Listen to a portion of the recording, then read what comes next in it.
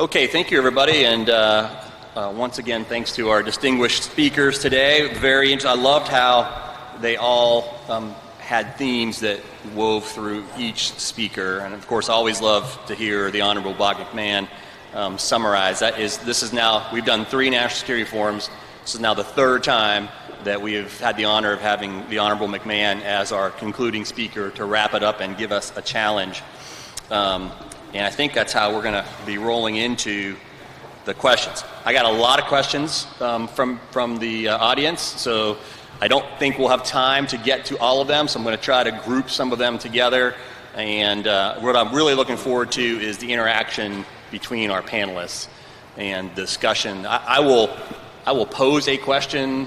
Some of them are posed to some specific speakers, but I would expect that all of our speakers will have an opinion on most of these questions. So let's jump right in. The preponderance of the questions that I've got are focused on the discussion of the Valley of Death that we heard both from General Breedlove and from General White. And so we heard a lot about this Valley of Death.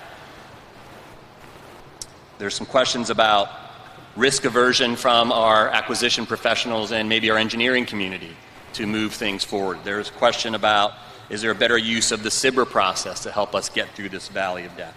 There's a question about, is it a color of money issue?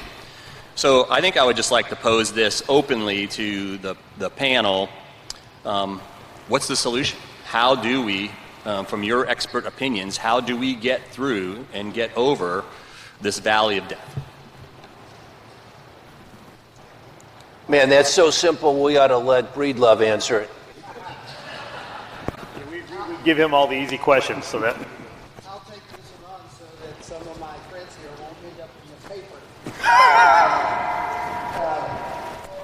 So the easiest answer about the Valley of Death is if we had an unlimited budget, we would just buy ourselves out of the Valley of Death. We all know that's not going to happen. So the first thing that I think the warfighters owe the acquisition and logisticians is brutal prioritization. You can't sit back and say, I need every shiny widget. You have to sit down and talk amongst that team, those that are acquiring and supplying has to sit with those that are using to do that prioritization, because once again, we're never going to have enough money. And then I risk one or two of these gentlemen standing up and smacking me in the face, but I would tell you that we are a little bit of our own worst enemy in this enterprise, in that in the process of buying an airplane or any kind of widget, big ticket widget, and in the process of development, operational, test and evaluation, we have a lot of people involved. We have a lot of people involved, and it is my humble opinion, that we have a lot of people who can say no in that process that then bear no responsibility for their actions. And what they do, and I'll use terms that are important to these guys, and hopefully you all will understand them, but a person that bears no responsibility for the actions can make a problem in DOT&E or OT&E, and that will add schedule and cost to a particular item. I believe that as we try to fight a weapon system through the Valley of Death, we could institutionally, I think, go back and trim some of the actions whereby people can slow down or increase costs, but not bear the responsibility for their actions. And that item. But I think the most important thing was the first one I said. The operators owe brutal prioritization in conjunction with the acquirers and the maintainers, so that we can get the right stuff on the fast track to the warfighter. Yeah, so I feel somewhat obligated to say something at this point. Look, I agree with everything you said. I think a couple of things that we have to look at. First of all, the militarization has to come from a system that is it's littered with gadgets. And so I will tell you, and this isn't a public service announcement, but when you look at the Air Force's attempt to re-optimize for great power competition, you can see where we're trying to change the number of voices in the process and making sure that those priorities are actually coming out and we're getting a clear demand signal. I think the second piece is and everyone knows this, anybody who's ever worn the uniform or watched the news during a time of great crisis or a time of great conflict, it's simply this. We're either going to operate with a new sense of urgency or we're going to wait for the crisis. Right? We've got to find a way to inject urgency in the process, and I assure you, we will find ways to get it done. And I think the last piece is you nailed it. I mean, if you're going to be supposed and you're going to have an oar in your hand, there's some accountability that you're going to be expected to run.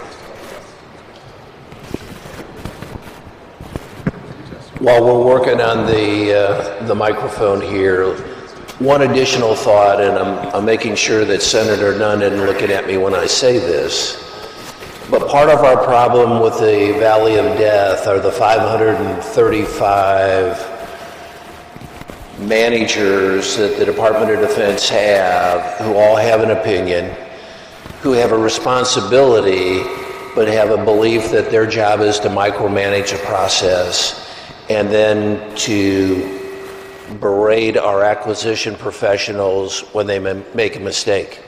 And so we've created an environment where we have checkers for the checkers, and then we have checkers for the checkers for the checkers to make sure that we are as close to perfect as possible. And we get through that process, we are absolutely perfect, and in many cases have created an irrelevant requirement because it has taken us either so long or we have priced ourselves out of the business.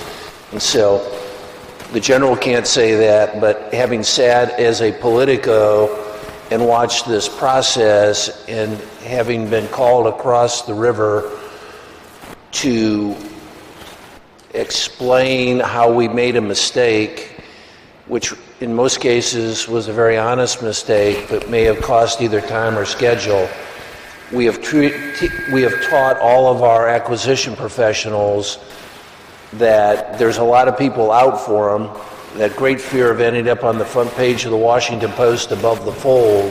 Nobody wants to be there. And so we have got to create a little bit more grace in the process and allow our professionals to have a little bit more leadway than they have today. Yeah, I guess I'm going to lean back on what the chief would say if he was here. You know, one of his key components is one of the things, if you've read his Reoptimization for Great Power Competition, is mission over function, right? And so that is a critical piece of that. You know, do we make sure we follow the process, and do we balance that with the need for completing the mission? That's been kind of, and I think that's the purpose behind the reoptimization piece. I'm going to turn this off so we get this We're going to turn off the lapel mics. Yeah. Turn those off. We'll just use the handheld. I think the second piece is, and I was going to get to this when General Breedlove was talking before, but and this is a little bit of heresy, but this is the way I view the world, and anybody who's listening would know this. We spend way too much time on lanes in the road. You know, I don't want an operator to tell me how to acquire something, and I assure you an operator doesn't want to hear an engineer tell him or her how they're going to operate. These lanes that we have, these lanes in the road, it drives a vertical alignment that does not allow us to leverage the enterprise horizontally. And I think that when you look at what the Air Force is trying to do, and I'll tell you, I've had this briefing on the Hill several times, you look at some of the programs that are really, really successful. B-21, operator, fully integrated into the SPO. CCA, operator, fully integrated into the SPO. Right? And so we have to find a way to break down some of these these gaps and seams. And I do want to go back to one thing you also said, John, about, you talked about SBIRs. I think that we're doing a really good job of understanding where the focus areas are. We have to push that success into the S&T community and make sure that where we're driving our science and technology demands align directly with what the mission capabilities we desire, rather than not having them directly connected. And I think we're making great progress, and I think we're down that path, but we got to continue to tighten that up, because there's a tremendous amount of money, as you know, in the R&D S&T community inside the Air Force. We just need to make sure we put it in the right place. A small parting shot. Several of the primes, the big primes, their simulation capability and their computer-aided test capabilities are so sophisticated, and they are tracking almost perfectly with the actual results out there in the air. I believe it's time that we begin to give credit for some of that simulation and cut down on some of our test points. I know that is like heresy in some books, but the bottom line is, I think where we demonstrate on the typical flight and life sciences very closely to performance, I think we ought to start considering it. Okay, this is going to be my diplomatic way of approaching this one. So I do not disagree. However, I think it's less of risk aversion with respect to modeling, and more of trying to understand how we act when physical test and virtual models don't match, right? Because now you have a known disconnect between what your modeling told you and how, in this particular case I'll use, an aircraft is actually acting. And so you put yourself in a dilemma, and you're forced to choose between, well, do I just continue testing based on what I know in the model, or do I stop and go back to the way we've always done it? And I think, I think by and large, the test community right now is going through that, and I think they're really evaluating how they approach that. And I think the second piece of this discussion has to be this, and this is not a hit on industry or anyone else, but let me ask you this. If we go to buy the next, whatever, pick your favorite airplane, and industry delivers us a model that was built by industry, do we not have a responsibility to validate that model is accurate? Right? I think we do. Right? I think we do have a responsibility to validate that model is accurate, because we weren't part of building it. So how you fix that is we don't spend our time validating their model. We spend our time making sure we're part of building that model, so we don't waste time on the backside.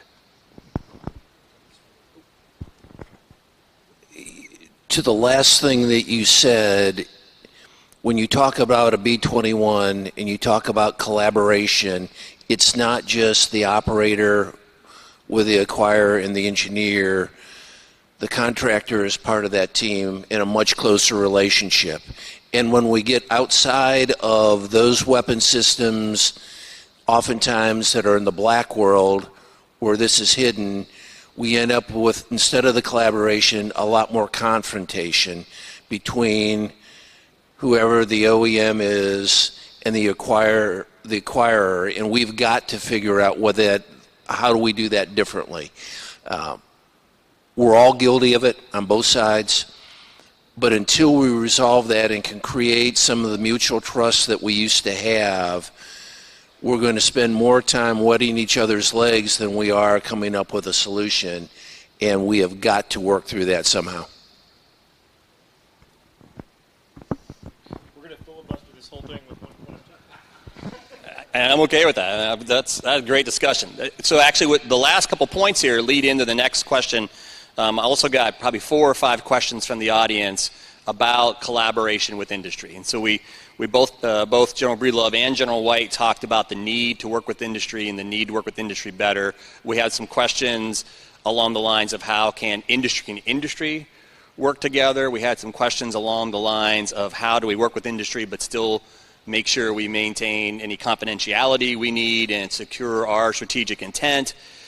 We have a question of how can SpaceX build and produce space systems quicker and greater than NASA can, and what can we learn from that, and what can we do better from a industrial base on that. So I think I'd like to start because Greg King sees industry all the time coming through Georgia Tech, and so from your lens, sir, I'd like to understand how do you see, what opportunities do you see for the DoD to work better with industry to move us forward and kind of along the lines of what you were talking about earlier, get us past that valley of death, get us some of this technology fielded, like General Breedlove talked about, taking it from conception to the warfighter. And then I'd like to hear from, of course, all of our panelists on that. One caution, one of those young captains, female, was so good, Delta spent 2 years trying to poach her. You got to be careful. Can I just say to the first question, a short blurb that is probably honest or obvious to all of us.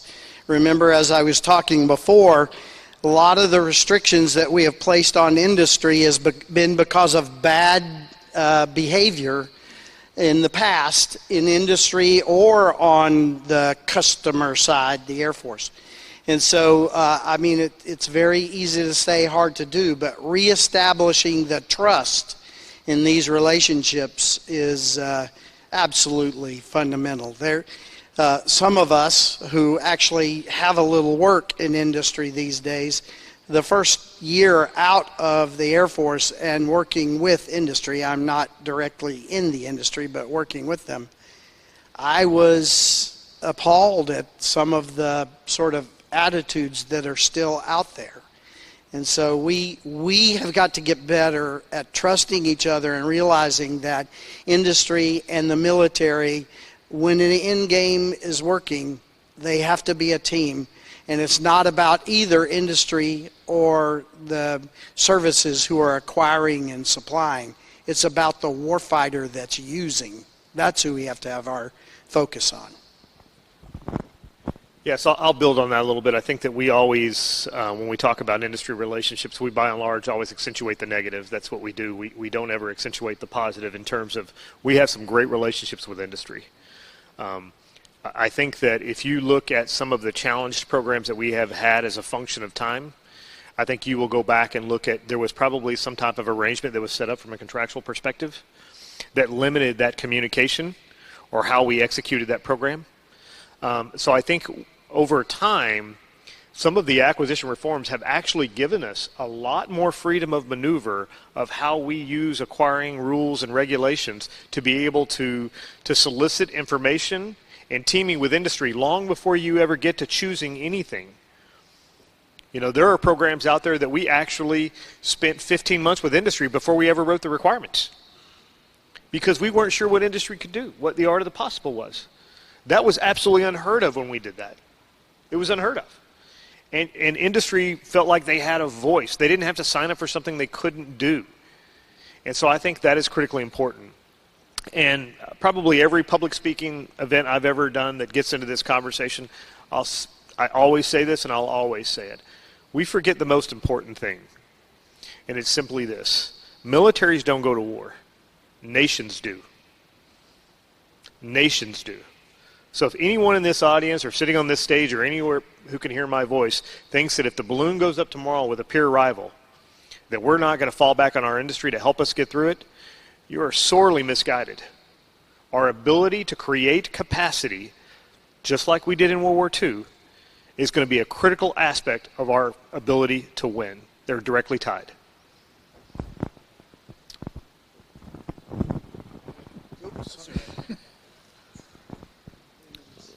So a sub-question on this, and General, I'm looking at you. If there were one factor that, in your mind, in your experience, led to that level or lack of trust, is it price? Is it profit? Is it what would it be in your mind that you think drives that that uncertainty or that distrust? Yeah, I think it goes right back to the discussion of good communication and trust. And I think you get to a point where we get really wedded to the specificity surrounding requirements, right? And the way our acquisition process works is there's a competition. You respond to whether or not you can achieve it, and and then we choose by technical capability and cost. And so we don't get down into those really hard discussions early on in the conversation. The very specific requirements, or how about this? The derived requirements that weren't clearly specified, right? And so you don't get through challenges like that except through good communication and trust. That by its very nature sets up conflict. And so you have to talk about those things as you go along. And some of these programs and capabilities are, they are really, really sophisticated. And so we have to understand what the left and right limits, and there is no perfection in some of these spaces. And I'll tell you, I've been pinned down a couple times on some really challenging programs. And sometimes we overreach with technology. We just overreach. And we want to try to continue to hold that line when the reality is if you think about the operational need, sometimes there's some flexibility there that you can meet the operational needs sooner. And I was traveling down to Boca Chica, the spaceport. Probably some of you know where that is, SpaceX. And I was interested in listening to how they talk about how they develop. They never use the word develop. They iterate. And so they have no problem getting halfway through it and saying, yeah, this doesn't feel right. We're starting over, right? We don't have that flexibility. But what we do have a flexibility to do is be able to say, hey, this is where I think we can get some operational capability of the field, and then we're going to iterate on top of that until we get to the final end state we need to get to. I'm just going to make maybe one comment on when you mentioned industry capacity and being able to kind of join in.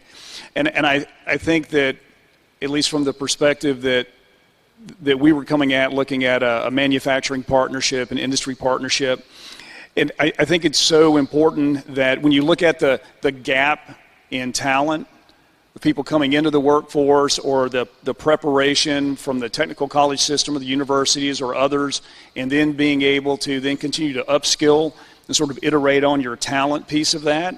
I think that when you're preparing in that way, you're actually preparing the talent capacity that you'll need to be able to support what you were referring to, but then being able to have industry comfortable with adopting new technologies and iterating around that, but also the talent that is comfortable in an iterative environment. And I think that being able to, from an industry and community, public sector, private sector type of collaboration, I think those become important, not just to strengthen the local community or the region, but being able to collaborate with DoD as well.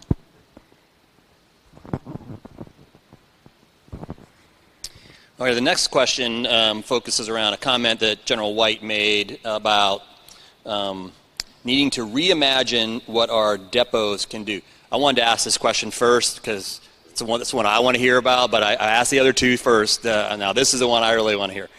Having served in our Air Force depots for many years, as you look at aging weapon systems that are still going to be very important to our fight for a long time and the need to sustain those, but then as we bring on these new weapon systems, things like CCA that General White talked about, things that are exquisite and in the classified realm that in the past has been almost the sole area for industry to work. How do we reimagine, as you said, our depots in the world of the CCA, in the world of more classified programs?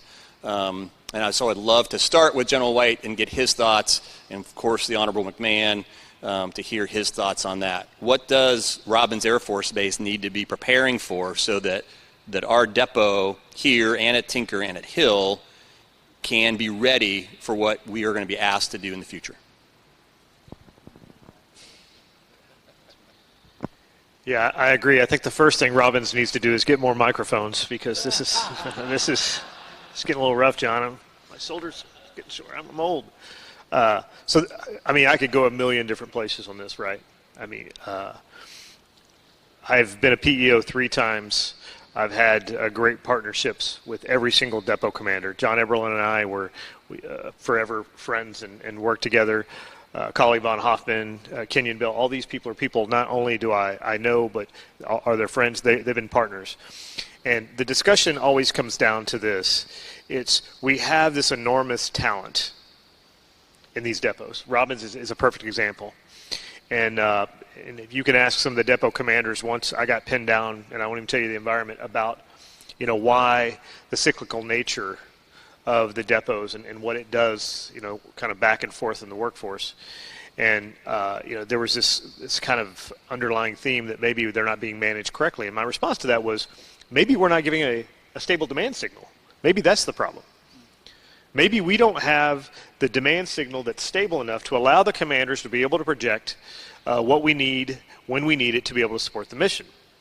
So as you kind of draw that line over to what more could the depots do, I think it's some of the things that General Hawkins already has them doing. I mean, pushing in areas of software that they've never pushed before, right? And so that's step one. Step two, you have the talent now, unleash it.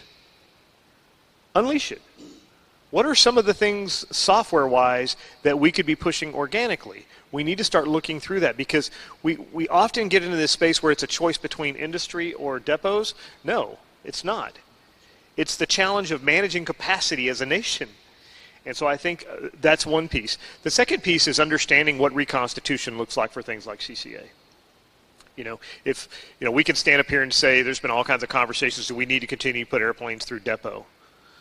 We're going to need to do something to continue to keep airplanes in the fight. And we need to reimagine what that is. How much is too much? How much is not enough?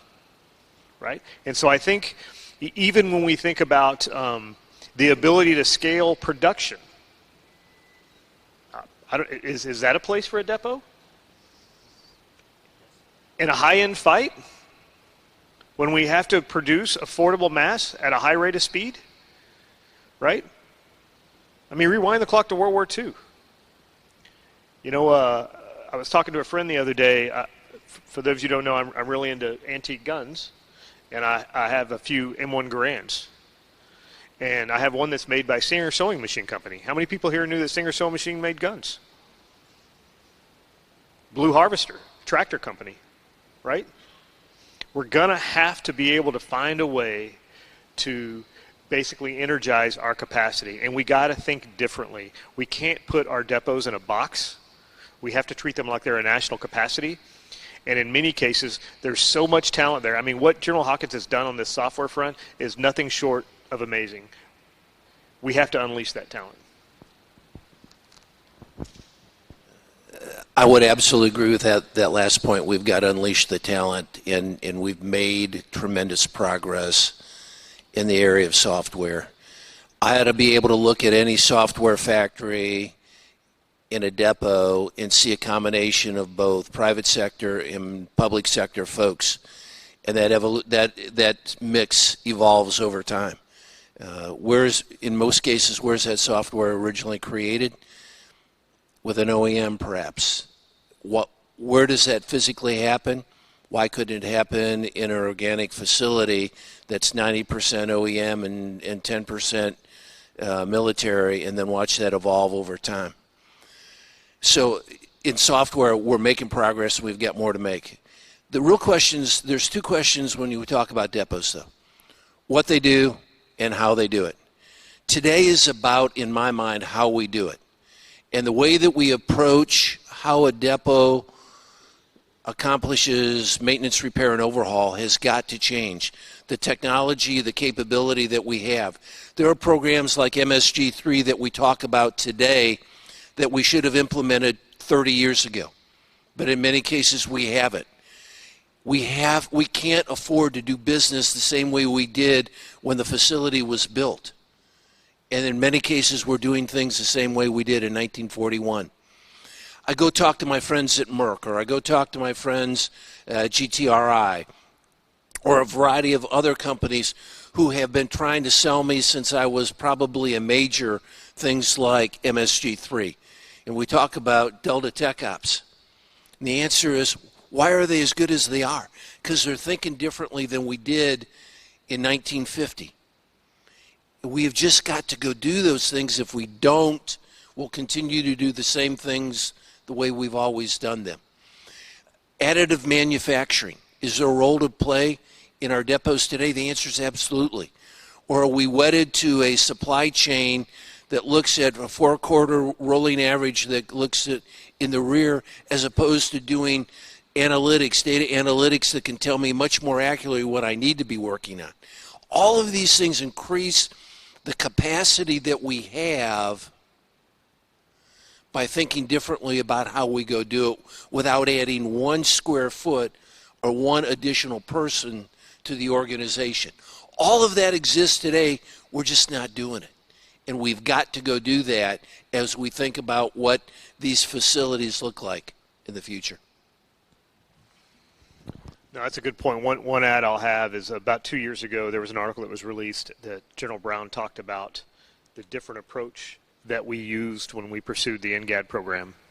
And so I know there's a lot of press, so I won't go into too much detail, but one of the things he talked about is when we started thinking about how you design software for a program like that, one of the things that we decided is that, number one, the government needed to own the architecture. The government needed to own the architecture. And that was bold. Never done that before. The second piece is every airplane we've ever built, we have one giant software drop that we call Operational Flight Program, the OFPs. Everybody here probably knows what that is. And that OFP consists of all the mission capability as well as the flight safety critical. Why? It doesn't make sense. Block out the flight safety critical, make the mission software separate so that you have flexibility with that architecture and that you can unleash some of that talent, because it's a lot harder to unleash that talent when you're talking about flight safety critical items. People are more sensitive about that for good reason. For good reason. And I'm not saying our software engineers aren't capable. I'm saying it goes back to the OEM piece. We have to look at that. So we also have to think differently about how we tailor our programs to leverage the talent. And that's some of the things we're really working through very clearly, clear-eyed. And with what Stacy is doing, I mean, it's putting us on that path.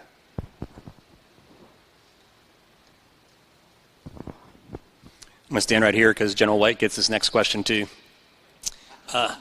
So General White, you talked about the looking at things through a lens of lethality.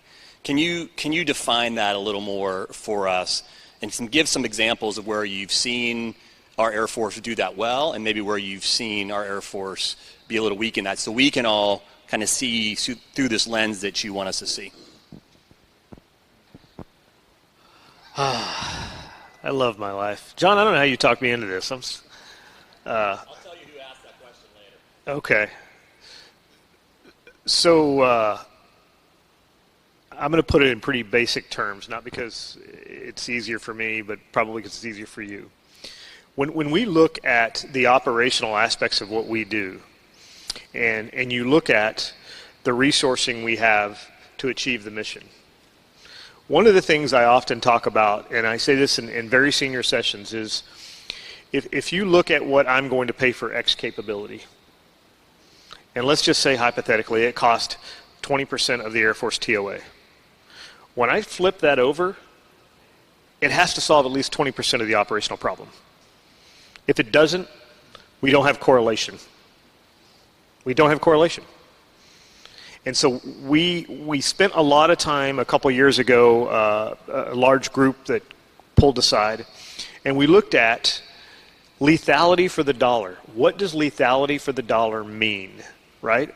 And we got down into kill ratios. I mean, we got down in excruciating detail of, if I spend this much money on a specific system, will I get that capability back?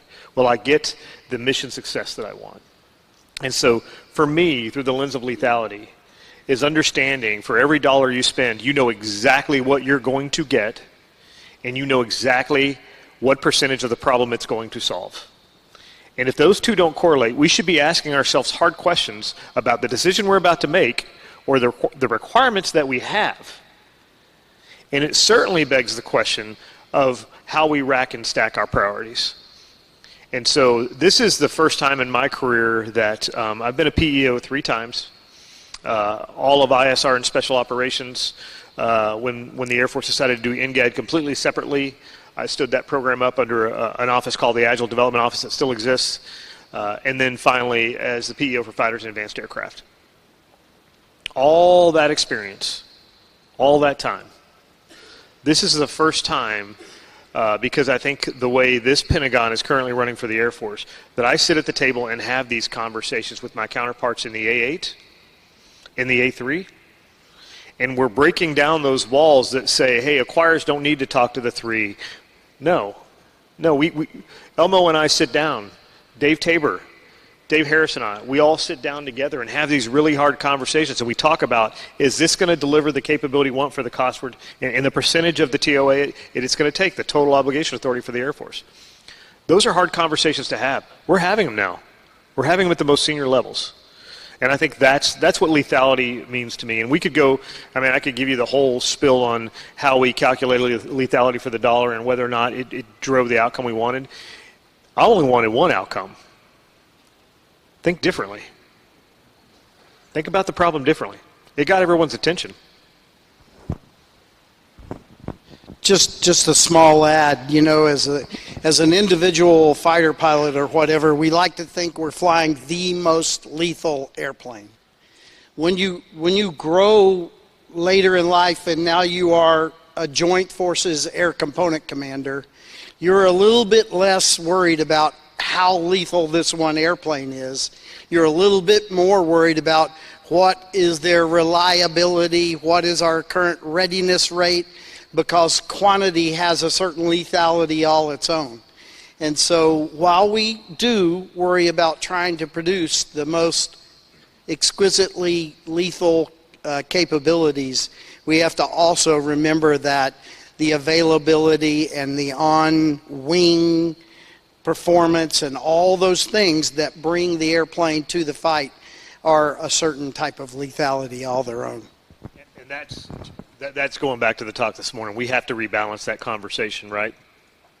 Readiness is, in its own right, a form of lethality. It is. Because I guarantee you, I can put as much kit on any airplane as you want, and it could sit on a runway somewhere and never get in the fight. I don't know much, but I know this much. That's not lethal. That's exactly right. Okay, we have time for 2 more questions. I'd like to ask each of our panelists to do a kind of a quick hit answer on these last 2 questions. The first one is a speed round. Yeah, there we go. First one is, what technology have we not talked about this morning that you think we should be thinking about or talking about? Computing at the edge. We have so much amazing capability in some of these airplanes to not only do things but to collect things. We don't have pipes that are secure from them to get back to where data and things are processed. So we're going to have to do some things at the extreme edge if we're going to use some of these weapons to the full level of their capability. I just want to take a moment and see what the microphone felt like. So, just the no, I would agree. I mean, edge computing, but I would also maybe add to that with the ability to design the process so that when we're thinking about automating or using digital twins, that we're automating or we're modeling the right thing. Yeah, this was easy for me. Digital infrastructure. I can't talk to industry if I don't have the same kit on the government side. I need to be training the depots, the program offices, the engineers, the program managers to understand, the way things are being communicated to us in virtual means. And so we don't have the digital infrastructure in place. We're going to have to spend the money to get that digital infrastructure, because otherwise you're going to get into a place where we've been for a very long time where the government is not in the engineering business, right? We've outsourced it. I mean, I don't know. I hate to date myself here, but think about it. Total system performance responsibility. Everybody remember? How'd that work for us?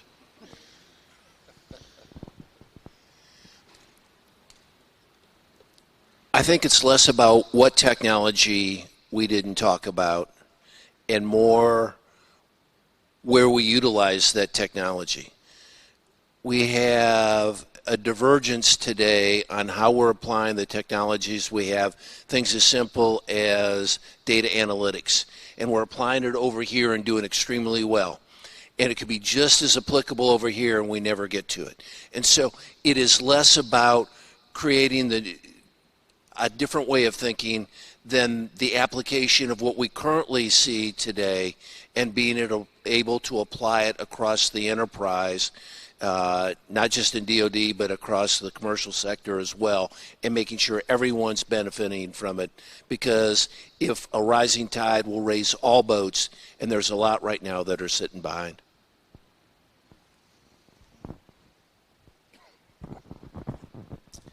And the last question for our panelists. First of all, before we do that, let's give these guys a round of applause and thank them. I think as we continue to evolve the National Security Forum, maybe we just do this, the whole time. I mean, this is priceless to have these kind of leaders be able to interact together on questions and issues. So, last question is so we got a lot of people invested a lot of time to be here today. We've got leaders in this community. We've got government leaders in this community. We've got academic leaders from this community. We've got industry leaders from this community in this room. If we just came here and listened and enjoyed hearing things, then we've not used our time as well as we could. So I'm going to ask for some homework. I'm going to ask each of you to give us homework. What is it that we as a community in Middle Georgia need to do to advance some of these concepts we talked about today? And then we're going to get on it. We're going to take notes, and we're going to do our homework. And we're going to let you grade our homework down the road, especially you, General White. You're still in uniform, and we hope you'll continue to be in uniform for a long time. We want you to grade our homework in this community because we want to get after lethality and readiness for our Air Force. So give us some homework. It's still all about the people.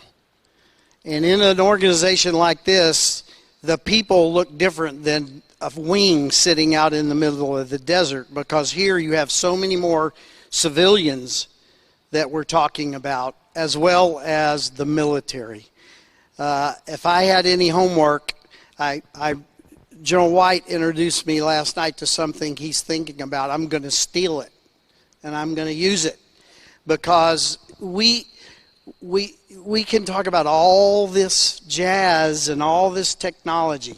It's still about the airman, and it's still about that civilian that's been working on this particular airplane for 25 years, and he or she is incredibly good at it. We have to continue to grow our people. I would absolutely focus on the talent. I live in Middle Georgia, and when you look across the room, this is not the first time the people in this room have a chance to get together. You get together routinely. You partner from the public sector and the private sector and higher ed.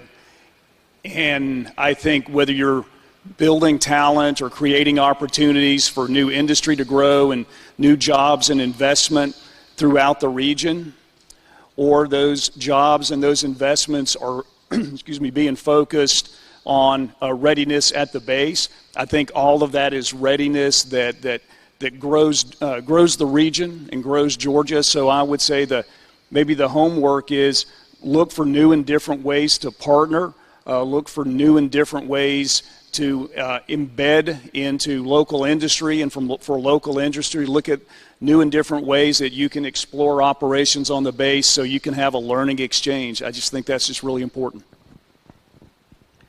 Well, apparently these guys are going to go easy on you, so get your pens out.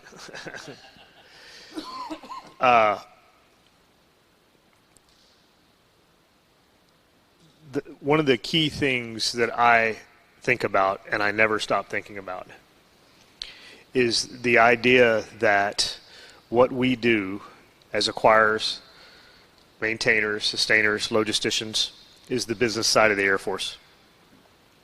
I never stopped thinking about that because it's so patently false.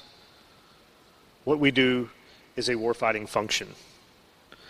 So those are words. There's also a bill you have to pay if you're going to stand up and you're going to wear that moniker. And it's simply this. And this is my challenge to you. Understand the world around you. Understand why this really matters. Understand what it means to live in a world with a peer rival. Understand and embrace the idea that at any given moment our values could be challenged. The things that we the things that we cherish could be at risk. We cannot, as an entity, from a mission support perspective, just feel like our role is to do our thing and that's it. We need to be able to not only understand why our thing is important, but be able to communicate to others how our thing is what's going to make the difference in the fight. We have to understand the fight that we are supporting. And I think for a very long time we've got very comfortable being the business side of the conversation. And we focus on the dollars and the cents, and we focus on, flow days, and all that stuff all that's means to an end. It's means to an end. And so what we really need to be focused on is how do we win?